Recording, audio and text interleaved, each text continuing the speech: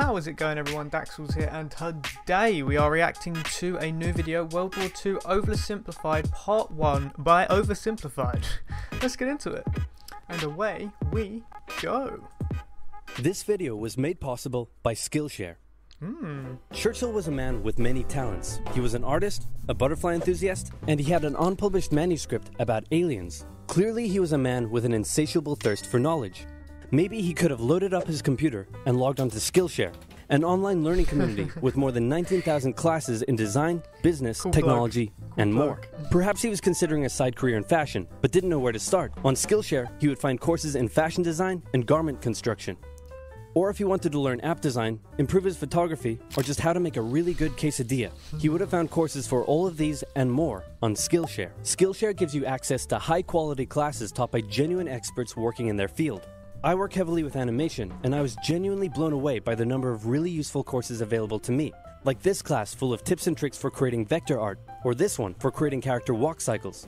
For an annual subscription, Skillshare is under $10 a month.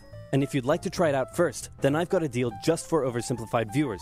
The first 1,000 people to use this link, which can be found in the description, will get their first 2 months of Skillshare for just 99 cents. Be sure to try it out using the link in the description and learn something new today. Damn, now, I wonder if we can use that. That's a good deal. It's 1902. A young man by the name of Benito Mussolini moves from Italy to Switzerland to avoid military service.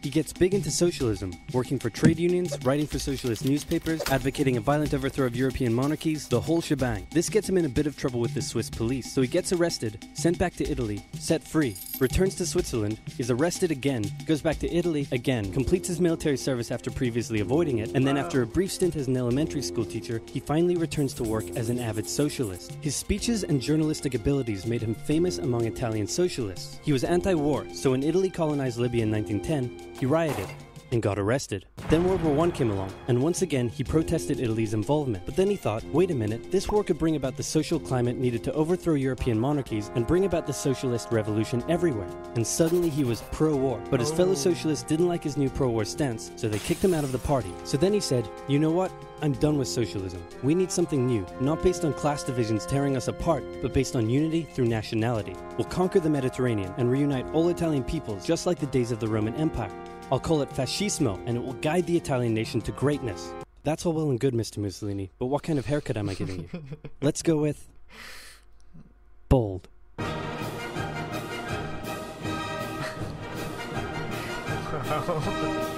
Oh my god. World War II. Italy had been on the winner's side in World War I, and they hoped they were going to get a lot out of it, but in the end, they only got a little, and they felt cheated. On top of that, a bad economy and weak governments meant that the Italian people were a little unhappy. So when Mussolini came along and said that he could fix everything, his fascist movement gained a lot of support. In 1922, he went to the king and said, make me prime minister, or I'll make me prime minister. And the king said, you and what army? This army. Damn. Fair enough. Then he went about establishing a dictatorship with himself at its center. Europe had its first fascist dictator. Next up, Germany. Germany had been on the loser's side, and they got absolutely wrecked by the Treaty of Versailles. They lost territory, had to demilitarize the Rhineland, had to reduce their army to just 100,000 men, couldn't have an air force, had to pay the Allies a huge amount of money that it didn't have, and a new rule was established that every Englishman withheld the right to walk into the center of Berlin, pick out any German they wanted, and spank the hell out of them. I made that last one up, but it helps you understand how all of this felt to Germans. On top of that, a bad economy and weak governments meant that when a small angry man with a silly mustache came along and said that he could fix everything, the German people loved it. Hitler had been a soldier during World War I, and he was crazy patriotic, and nobody was madder than him about Germany's humiliation. He helped start a new political party, and in 1923 attempted a march on Munich with his boys. And then he got arrested. But his popularity grew and grew, and in 1933, the president made him chancellor. He believed he was Germany's great destined savior, and he went full megalomaniac, establishing a dictatorship with himself at its center. Europe had fascist dictator number 2. Hitler and Mussolini had a lot of the same ideas, but more importantly, they had the same enemies, and they started to get along. Anyone else want to be friends? Franco? No? You good? I do. Who's that? It's Japan, and they've taken over northern China. Let's rewind a bit. Japan had isolated itself from the rest of the world for over 200 years until the Americans showed up and said, you're going to trade with us and you're going to like it. Then the Western powers imposed a bunch of unequal treaties, meaning Japan's economy was bust. They also had no natural resources, so they decided to go get some. They went to war with China to gain a sphere of influence over Korea, and they took a bunch of China's stuff. But then the West said, hey, cut that out. And since Japan couldn't take on the West, they said, okay, I guess we'll just go home. Wait a minute, what are you doing? Taking advantage of a weakened China and setting up spheres of influence. But I was the one who weakened them. We know. And you guys didn't let me have anything. We know. That seems unfair. We don't think so. Okay, see ya. So Japan thought, screw this, and went to war with Russia, and stunned everyone by actually winning. Then they fully annexed Korea, but they didn't stop there. In World War I, they took Germany's colonies and islands in Asia. And then in an incident that was maybe staged by the Japanese army, a bomb blew up a Japanese train in Manchuria, giving them an excuse to launch an invasion and take over. So here's the situation. Nazi Germany, Fascist Italy, and Japan all believe they're racially superior, all feel hostility towards the Allies, and all want to militarize and take over more stuff. And so they did. Let's start with Germany. Hitler hated the Treaty of Versailles, and now he was ready to begin undoing it. In complete violation of the treaty, the first Luftwaffe squadrons were set up, conscription was introduced, and he pimped up his army. The Allies did nothing. Then Hitler sent his army back into the demilitarized Rhineland, giving orders to immediately retreat if the Allies showed up. The Allies did nothing. With his military re-strengthened, he could now move on to step 2.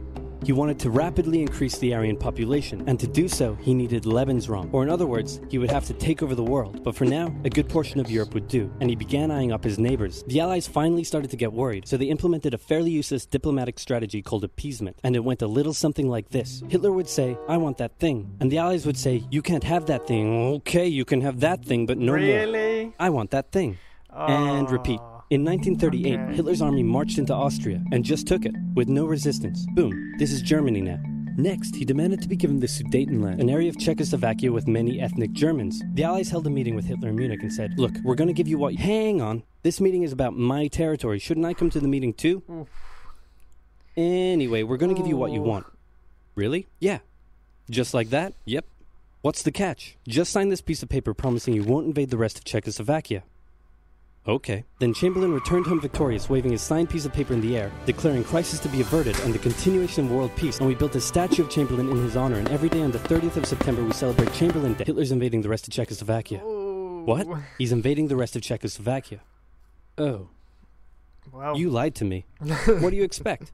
I'm Hitler. Not to be outdone, Mussolini also wanted to get in on the action. He thought to himself, isn't there a not yet colonized nation somewhere which is so underdeveloped that the people would be defending themselves against our tanks with literal bows and arrows and wooden spears?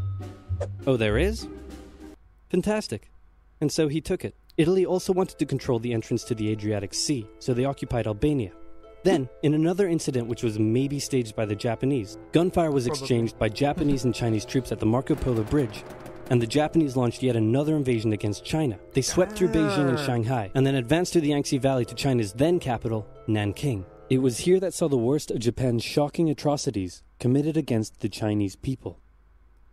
Back in Europe, Germany and Italy made their relationship status official by signing the Pact of Steel. Then, Hitler turned his eyes towards Poland and the hated Polish corridor, splitting Germany in two. At this point, the Allies really had to put their foot down, and they warned him that an invasion of Poland would mean war. Hitler had planned to continue his advance eastward, but he didn't want to end up fighting a war on two fronts. So for now, he made an alliance with Stalin, saying, how about we both invade Poland and split it between the two of us, and I definitely won't not refrain from not betraying you sometime in the future.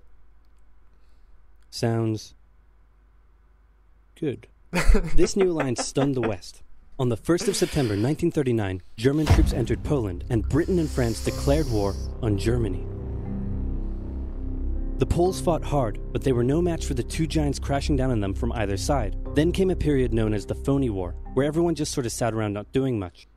The French had launched a small invasion into the Saarland, but they maintained mostly defensive positions, and after a while decided to just turn around and call it a day. Speaking of France, the French were still super proud of their victory in World War I, and they hadn't really moved on from it. They still used horses, they dispatched messages by motorbike instead of using radio, orders from the commander-in-chief were usually pretty vague, and the troops were rarely inspected.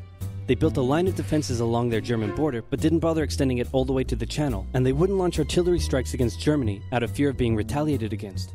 In a war. In a war? They didn't want to attack the enemy. And at first the UK wasn't much better. Chamberlain still naively hoped that the war could be ended diplomatically. Instead of bombing raids, the RAF dropped propaganda leaflets over German cities, which one air marshal said likely did nothing but provide the continent with toilet paper for the duration of the war. They also only sent 200,000 men to France, while the French had mobilized millions. Both Britain and France wanted to avoid a repeat of the First World War, and so they wanted to keep the war as far from home as possible. So they turned their eyes north, towards Norway.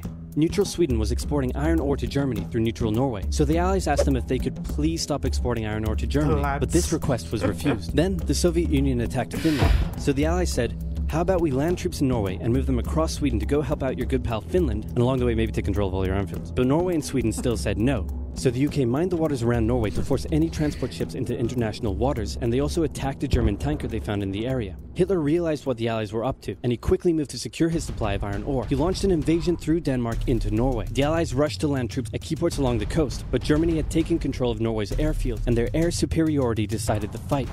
The Allies had to retreat. After this slightly embarrassing failure, Chamberlain resigned and was replaced with Winston Churchill, who had a slightly different approach to dealing with the Germans. Hitler's overall strategy was similar to Germany's First World War strategy. Attack France, defeat France, knocking out the UK in the process, then turn on the Soviet Union and win the war. During the phony war, the Allies had given Hitler time to prepare his forces. Now, he was ready to attack. The Allies had wanted to place troops in Belgium, but Belgium had refused, and in a move that surprised pretty much no one, Hitler launched an invasion to get around France's defenses. The Allies charged into Belgium at full speed to meet the German invasion head-on, and it looked like a repeat of the First World War was coming. But this time, Hitler had a trick up his sleeve. Blitzkrieg. As the Germans advanced, they sent thousands of refugees westward, slowing down the Allies. Then, to the south, the French had left the Ardennes, an area full of hills and forests, pretty underdefended because they thought it was naturally impenetrable. Well, the Germans were about to penetrate it with everything they had. They smashed 50 Wehrmacht divisions through and encircled the Allied armies at lightning speed. The best of the Allied forces were now trapped. The Germans squeezed in from all sides, taking out France's best armies and nearly wiping out the British too. But they managed to make a desperate last-minute escape at Dunkirk, with British civilian ships even making the perilous journey to bring their young men home. With most of the French forces depleted, the Germans breezed through, taking Paris, and France fell. What the Germans couldn't do in World War I, Hitler had done just like that. Hitler hoped that with the fall of France, the UK would also lose hope and sue for peace. But quite annoyingly, it didn't, and he needed to secure the Western Front, so he tried to force them into submission with mind games. The UK were now all alone, and Hitler wanted to emphasize that. First of all, just before France fell, Italy finally declared war on the Allies, making the UK's situation even worse. Next, instead of just occupying all of France, Hitler occupied the coastal areas for defense, but allowed France to continue its existence as a German puppet state. This way, it looked like the UK's old ally had decided to switch sides. Hitler also hoped that the UK wouldn't attack any of her old allies' navy bases or colonies in Africa, giving Hitler an extra line of defense to the south. But the UK made sure to respond to this by sailing down to France's navy base in Algeria and wrecking a bunch of ships.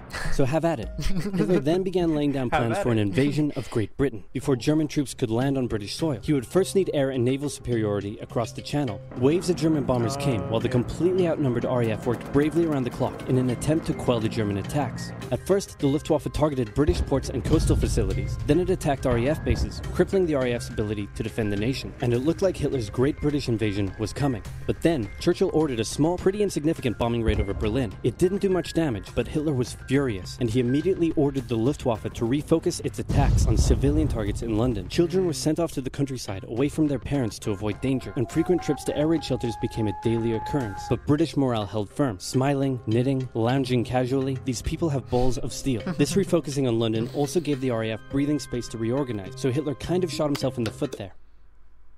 Just the foot for now. Finally, the Luftwaffe sent one massive all-out attack on London, and the RAF successfully repelled it, destroying many of the German aircraft and placing air superiority firmly in British hands. Hitler's invasion had to be postponed, but the bombing of British cities continued for some time. That was bad. Damn. Part 2. We gotta watch part 2. Okay everyone, that is the end of the video. If you enjoyed that video, make sure you check out the original. I'll leave a link in the description down below so you can check it out for yourselves. Enjoyed this video, hit the thumbs up, comment what you'd like me to react to next, subscribe if you're new or you just haven't yet. I will see you in the next video. Later.